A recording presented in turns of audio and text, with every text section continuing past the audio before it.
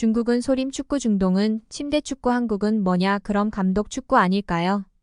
여기 축구 선수들의 기량을 지켜보고 있는 스카우터들이 아시안 게임을 평가하고 있는데요. 한국 선수들을 안타까워하고 있습니다. 안녕하세요. 저는 프로축구팀에서 스카우터로 일하고 있는 케빈이라고 합니다. 제가 메인 스카우터는 아니고요. 어쨌든 저는 저희 팀의 메인 스카우터 밑에서 보조로 일하는 새끼 스카우터 생각하시면 돼요. 경기는 같이 보러 가지만 대부분이 메인 스카우터의 의견을 보충하는 일을 하곤 합니다. 이를테면 축구 경기를 같이 보다가 메인 스카우터 앞으로는 상사라고 칭할게요. 상사분이 어떤 축구 선수에 대한 정보를 요청하면 옆에서 빠르게 검색해서 정보를 제공하는 일을 해요. 이거 말고도 축구도 결국에는 장사거든요. 적당한 연봉을 제시한 축구 선수를 데리고 오고 구단의 이미지를 올리는 거죠. 몸값을 올린 축구 선수를 다른 구단에 다시 팔면서 돈을 버는 거거든요. 그래서 저의 의견을 가끔씩은 제시하면서 어떤 선수를 데리고 오는 게 좋을지 상의를 하기도 합니다. 저희는 유럽의 대부분의 경기들을 보지만 아무래도 가장 중요한 건 세계 대회든요. 일단 2022 카타르 올림픽이 당연히 갔고요. 말은 못하지만 다양한 선수들을 데리고 왔죠. 2023 카타르 아시안컵도 갈 수밖에 없었어요. 그렇지만 일본 선수들을 데리고 오는 걸로 상사분의 마음이 굳어가고 있는 것 같아요. 일단 조별 예선에서 중국은 소림 축구를 하고 있고요. 중동은 계속해서 침대 축구를 하고 있고요. 한국은 손흥민만 계속해서 활약을 하고 있었거든요. 한국 말레이시아전 때 저희 상사님이 고개를 절레절레 젓는 모습을 보면서 저는 눈치가 보였어요. 손흥민 선수나 김민재 선수가 유럽에서 활동하는 걸 보면서 많이 기대를 하시고 오셨는데 기대에 한참 못 미치는 축구를 보여주고 있었으니까요. 아, 소림 축구가 뭐냐고요? 중국의 무술 중에 쿵푸 하는 게 있는데요. 중국의 쿵푸를 결합했다고 해서 소림 축구라고 해요. 공을 가지고 하는 축구가 아니라 무술을 해서 소림 축구라고 해요. 사실 처음에는 중국의 진짜 소림 축구라는 영화가 만들어져서 쓰이기 시작한 건데요. 이 영화에서는 무술가들이 쿵푸 기술을 축구에 적용하여 과장되고 코믹한 방식으로 축구를 합니다. 강력한 발차기와 아크로바틱 동작 등 축구장에서 사용되는 무술 기술의 부조리함이 유머를 더하죠. 그 결과 사람들은 이 가상의 과격한 축구 스타일을 중국과 연관짓기 시작했는데요. 이 영화는 무술 실력이 뛰어난 것으로 알려진 소림사 승려의 이미지를 바탕으로 제작되었습니다. 무술의 요소를 축구에 접목하여 중국 전통 문화 현대 스포츠의 유머러스한 융합을 만들어냈거든요. 그니까 영화는 진지한 스포츠 영화가 아니라 거의 개그 영화란 말이에요. 축구는 공을 넣는 게 목적인 스포츠지 무술을 겨루는 스포츠가 아니잖아요.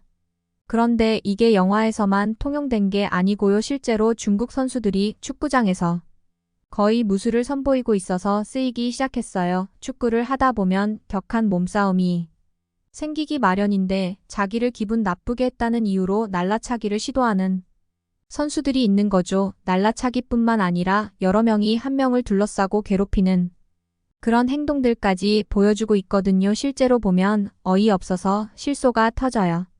소림 축구라는 영어는 종종 중국 축구를 조롱하거나 놀리는데 유머러스하게 사용되며 축구 및 대중문화계에서 인기 있는 민도는 내부 농담이 되었습니다. 반면 중동 축구는 또 침대 축구라는 별명이 있어요. 침대의 용도가 뭐예요? 들어 눕는 용도로 쓰이잖아요. 중동 애들은 일단 들어 누워요. 고의로 축구 장애에 누워 경기의 흐름을 방해하는 선수에 대한 비판은 축구팬과 관중들 사이에서 공통적으로 나타나는 짜증이 시간 낭비 또는 시뮬레이션이라고 불리는 이 행동은 일반적으로 여러 가지 이유로 눈살을 찌푸리게 합니다. 축구는 공정한 플레이와 스포츠맨십을 중시하는 스포츠입니다. 부상을 가장하거나 경기장에 누워 경기를 방해하려는 고의적인 시도는 스포츠 정신에 위배됩니다. 특히 리드를 지키거나 유리한 결과를 얻기 위해 부상당한 척하거나 지친 척하여 시간을 낭비하는 행위는 팬, 선수, 심판 모두에게 실망감을 줄 수 있습니다. 축구 경기는 자신의 팀을 응원하기 위해 시간과 감정을 투자하는 팬들을 위한 엔터테인먼트의 한 형태입니다. 선수들이 시간을 낭비하는 전술을 사용하면 관중들의 전반적인 경기의 즐거움이 떨어질 수 있습니다. 이러한 전술은 경기의 자연스러운 흐름과 리듬을 방해하여 경기의 흥미를 떨어뜨릴 수 있습니다. 이는 경기장에 있는 팬과 TV를 통해 시청하는 관중 모두의 몰입도를 떨어뜨릴 수 있습니다. 선수가 진짜 부상을 입었는지 아니면 시간을 낭비하고 있는지를 판단하는 것은 심판에게 어려운 과제일 수 있습니다. 이는 경기 중이나 경기 후에 논쟁과 논란으로 이어질 수 있습니다. 시간 낭비는 경기 시간을 단축하고 유리한 결과를 얻는데 도움이 될 수 있으므로 이러한 전술을 사용하는 팀에게 불공정한 이점을 제공할 수 있습니다. 이러한 행동에 대한 비판이 널리 퍼져 있지만 일부 선수와 팀은 경기에 우위를 점하기 위해 전략적으로 이러한 전술을 사용할 수 있다는 점에 유의하는 것이 중요합니다. 그러나 축구 운영기관은 규칙과 규정을 통해 시간 낭비를 억제하기 위해 노력하고 있으며 심판은 경기를 효과적으로 관리하고 이러한 방해를 최소화하도록 지시받습니다. 솔직히 분위기가 좋으면 저도 같이 상사님과 신나게 경기를 즐길 수 있는데요. 이번엔 도통 힘들 것 같았어요. 소림 축구와 침대 축구가 난무하고 있었거든요. 기대하면서 온 한국 선수들은 도통 기대만큼이 기량을 보여주지 못하고 있었고요. 사실 저희는 일본과 한국이 게임을 하길 바랬어요. 한국 선수들도 기량이 비슷한 선수들과 겨뤄 좋은 결과를 내기 더 쉬울 거니까요. 그리고 한국과 일본이 겨뤄 저희도 어느 팀이 더 나은지 선수들을 자세히 볼 수 있었으니까요. 그런데 좀 한국 국가대표팀이 안타까운 게 뭐냐면요. 감독을 좀 잘못 뽑은 것 같아요. 감독이 클린스만만 아니었어도 제가 봤을 때 이 정도 기량은 아니었을 것 같거든요. 사우디아라비아와의 아시안컵 16강전을 앞두고 열린 기자회견에서 사우디의 한 기자가 클린스만에게 질문을 던졌는데요. 이 기자는 한국 대표팀 감독인 클린스만에게 일본과의 경기를 피하고 사우디아라비아를 미소 짓는 모습을 보면 일본에게 지는 것보다 사우디아라비아와의 경기를 하는 것을 택했다는 거였죠. 이 질문은 한국이 말레이시아와의 경기에서 후반 추가 시간에 동점골을 허용해 3대3 무승부를 거둔 것에서 비롯된 것이었습니다. 이에 대해 클린스만 감독은 웃으며 일본을 피하려고 한 적은 없다. 단지 경기가 잘 풀리지 않았을 뿐입니다. 사우디를 존중하지 않은 것은 아닙니다. 선수 시절 만치니 감독과 경기를 해봤기 때문에 그를 잘 알고 있습니다. 내일은 최선을 다하겠습니다. 그의 답변은 대표팀이 특정 상대를 일부러 피하기보다는 자신의 경기력에 집중하고 있다는 점을 강조했습니다. 아마 한국 축구 팬들이 다들 그때 그렇게 생각했을걸요. 도대체 뭘 잘하려고 하냐고요. 클린스만이 제가 봤을 때 제일 태연한 것 같아요. 그럴수록 축구 팬들은 속이 터지고요. 솔직히 손흥민이나 김민재 같이 이미 유럽에 가 있는 선수들이야 별 문제가 없겠죠. 그렇지만 전북이나 제주에서 뛰고 있는 한국 선수들은 목표가 프리미어 리그라면 조금 더 기량을 보여줄 수 있어야 한다고 생각하는데요. 안타까울 따름이죠. 클린스만 감독은 혼자서 팀에 대한 낙관주의가 있더라고요. 사우디 기자들이 질문을 계속 받았습니다. 앞서 체류기간 연장에 대한 발언이 압박감 때문이 아니냐는 질문에 클린스만이 원하는 만큼 체류기간을 연장할 수 있다며 우선 넘겼습니다. 그는 사우디와 같은 강력한 상대와 맞붙는 상황에서도 유리한 결과를 이끌어낼 수 있는 대표팀의 능력을 믿기 때문에 압박감으로 받아들이지 않았다고 강조했네요. 하저 클린스만이 갑자기 부럽네요. 클린스만이 한국 감독으로 받는 연봉만 연 29억이래요. 이번 아시안게임에 온 감독 중에 2등이라고 하더라고요. 1등이 바로 사우디아라비아의 만치오 만치니는 사우디아라비아의 감독인데 연봉이 290억이에요. 거의 10배 달하는 연봉인데 연봉의 격차가 감독의 성과에 반드시 반영되는 것은 아닌데요. 29억 원의 연봉을 받는 위르겐 클린스만 감독의 경우 거액의 연봉에 걸맞지 않은 경기력을 보여줬다는 비판의 목소리가 커지고 있습니다. 다들 사우디아라비아가 16강전에서 이기는 걸 좀 지켜보고 있는 것 같아요. 한국은 평소와 다르게 기량이 너무 약해졌고 만치니 감독은 수비를 너무 잘하고 있거든요. 조별리그 3차전까지 한국의 공격은 일관성이 없고 응집력이 부족해 보였습니다. 팀 전체가 하나로 뭉쳐서 움직이기보다는 개별 선수들의 재능으로 구성된 것처럼 보였습니다. 수비 조직력도 우려를 잘 안 했는데 특히 수비진이 취약한 모습을 보였습니다. 클린스만 대한민국 대표팀 감독을 맡기 이전부터 못하지 않은 성적과 높은 리더십을 바탕으로 팀 내 실수를 최소화하는 유형으로 국대 감독을 맡을 때만큼은 유의미한 성과를 내곤 했어요. 다만 감독을 맡을 때마다 외부에서 보내는 시간이 지나치게 많아 지금 윤리적으로나 프로의식을 의심받을 만큼 비판도 많은 인물이거든요. 현재 클린스만 감독은 엄중한 시험대에 올라 있습니다. 외신도 비판하는 게 클린스잖아요. 비평가로부터 손흥민과 이강인에 대한 지나친 의존 일관된 전술이 없는 감독이에요. 클라스만 감독을 향한 비판 중 하나는 전술적 조정이 제한적이라는 건데요. 클라스만 감독은 경기 중 전략적인 변화를 거의 하지 않는 것으로 관찰되었습니다. 대신 경기 도중 이기재 같이 경기력이 떨어지는 선수를 교체하는데 주로 집중하는 것처럼 보였습니다. 이러한 상황은 클라인스만의 감독으로서의 전반적인 영향력과 가치에 대한 의문과 의구심을 불러일으켰고 특히 그의 거액 연봉을 고려할 때 더욱 그러했습니다. 팬들과 분석가들은 감독에 대한 투자를 정당화하기 위해 팀워크와 전략적 적응 측면에서 한국 대표팀의 성적이 더 크게 향상되기를 열망했습니다. 결국 패할 경우도 충분히 나올 수 있습니다. 이렇게 되면 클린스만 감독의 향후 거취가 어떻게 될지 궁금할 수밖에 없습니다.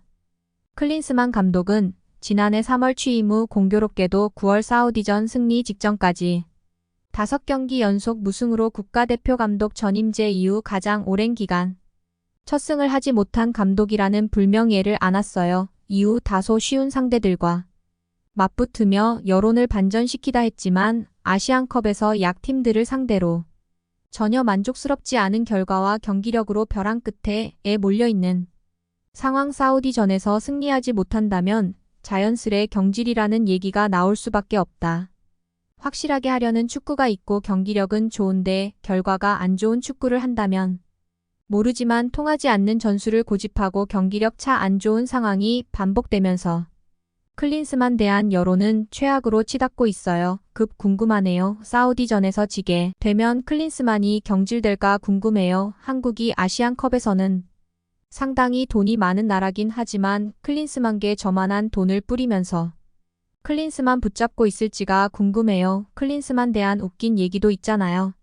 재택 축구 요르단이 하는지 모르겠는데요. 모국인 독일 축구 국가대표팀 감독 시절부터 미국 자택에 수시로 틀어박혀서 독일로 가질 않았잖아요. 그 때문에 독일의 축구 스타들은 짜증이 났는지 미국에서 재택 근무 좀 그만하라고 저격하고 했잖아요. 클린스만이 지도자로서 완전히 망했는데 한국이 선택을 잘못한 것 같아요. 6년 독일 올림픽 때도 홈그라운드에 이점이 있는데도 독일을 3위로 밖에 못 만들었잖아요. 당시에 독일 축구 스타였던 필립 라이 열받아서 2015년에 우리는 클린스만 밑에서 체력 훈련만 했다. 전술은 여는 건 거의 없었다. 경기 전에 선수들끼리 따로 모여서 어떻게 뛰어야 할지 의논해야 했다.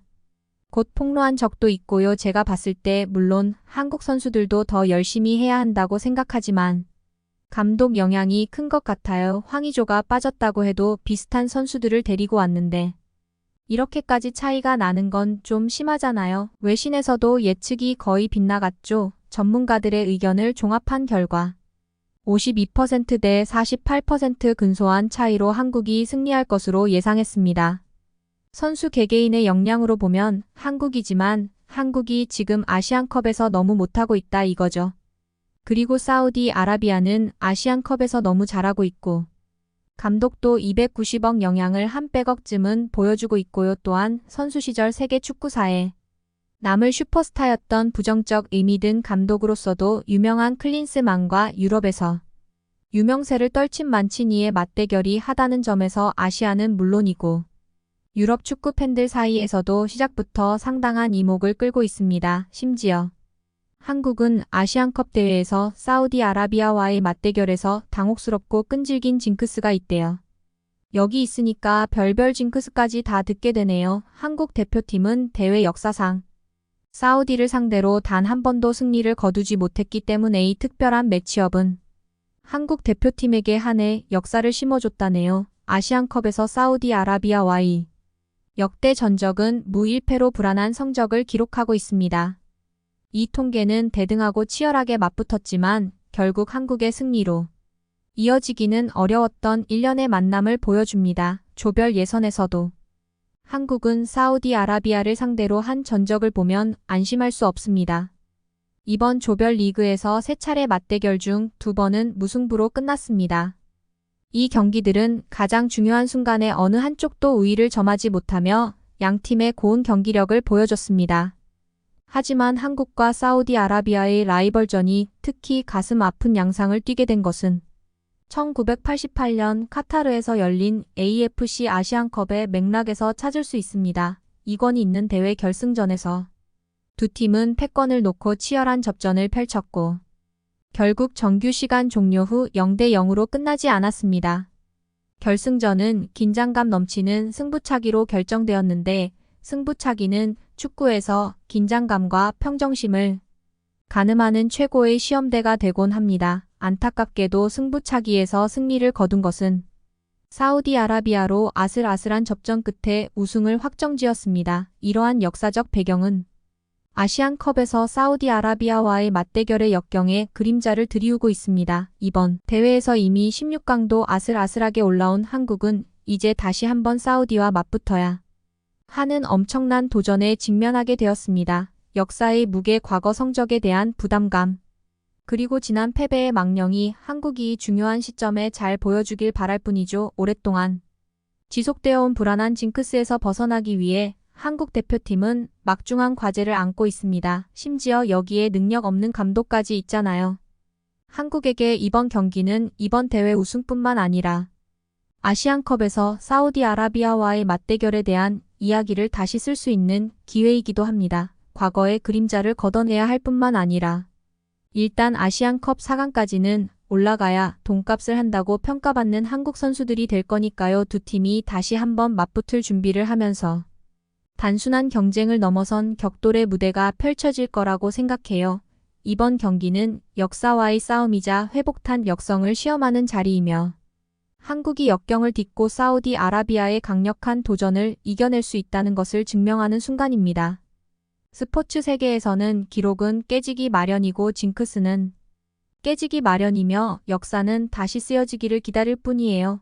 이번 아시안컵에서 한국의 여정은 우승에 대한 열망뿐만 아니라 오랫동안 그들을 가로막았던 사우디아라비아의 장애물을 마침내 극복하겠다는 의지를 보여줘야겠죠. 그런데 이날 경기는 결국 어떻게 됐냐고요. 승부차기에서 한국이 이겼어요. 물론 처음에는 사우디가 선제골을 날리면서 많은 한국 팬들을 실망스럽게 하기는 했는데요. 조규성이 후반 9분에 동점골을 헤딩으로 넣어준 거죠. 조규성은 꼭 이렇게 중요할 때 활약을 해주더라고요. 스타성이 미쳤어요. 솔직히 조규성 욕 많이 먹는 거 알고 있었는데 선수는 역시 경기로 보여줘야 해요. 실력보다도 스타성 때문에 연봉이 오르게 생겼어요. 이후에는 승부차기로 결국 4위를 만들어서 한국이 8강에 올라갔는데요. 공식적으로 승부차기를 통한 승리는 무승부로 기록됩니다. 반대로 사우디의 아시안컵 승부차기 전승 기록은 결국 깨졌다. 승부차기로 가며 한국의 아시안컵 사우디 무승 징크스는 깨지지 않았다. 어쨌든 올라가서 다행이죠. 한국 선수들이 8강부터는 좋은 역량을 보여줘서 많이 유럽으로 진출해줬으면 좋겠네요. 제 예상은 결승전에서 한일전을 예상해보겠습니다. 지금까지 코리아 원더였습니다. 시청해주셔서 감사합니다.